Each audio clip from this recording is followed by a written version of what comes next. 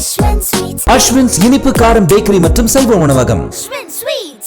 நாகையில் உள்ள நடராஜன் தமயந்தி மேல்நிலைப் பள்ளியில் 12ஆம் வகுப்பு பொதுத் தேர்வு மையத்தை பள்ளிக்கல்வித்துறை அமைச்சர் அன்பில் மகேஷ் பொய்யாமொழி ஆய்வு செய்து மாணவிகளுக்கு வாழ்த்து தெரிவித்தார். இதுகுறித்த கூடுதல் விவரங்களோடு இணைகிறார் செய்தியாளர் பாரி கார்த்திக். வணக்கம் பாரி கார்த்திக், விவரங்கள். வணக்கம். 2024-25ஆம் ஆண்டு கல்வி ஆண்டிற்கான 12ஆம் வகுப்பு பொதுத் தேர்வு தற்போது துவங்க இருக்கிறது. தமிழகம் முழுக்க கிட்டத்தட்ட 3316 தேர்வு மையங்களில் 8,21,057 மாணவ மாணவிகள் இன்றைய தினம் தேர்வு எழுதுகிறார்கள்.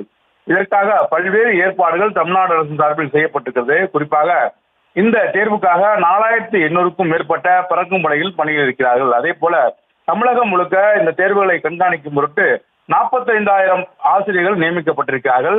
இந்நிலையில்தான் தமிழ்நாடு பள்ளிக்கல்வித்துறை அமைச்சர் அன்பில் மகேஷ் அவர்கள் நடராஜன் தமயந்தி மேல்நிலைப்பள்ளி, நாகப்பட்டினம் இருக்கக்கூடிய நடராஜன் தமயந்தி மேல்நிலைப் பள்ளியில் நேரடியாக சென்று ஆய்வு மேற்கொண்டார். அப்போது அங்க இருக்கக்கூடிய மாணவிகளிடம் அவர் வாழ்த்து தெரிவித்தார்.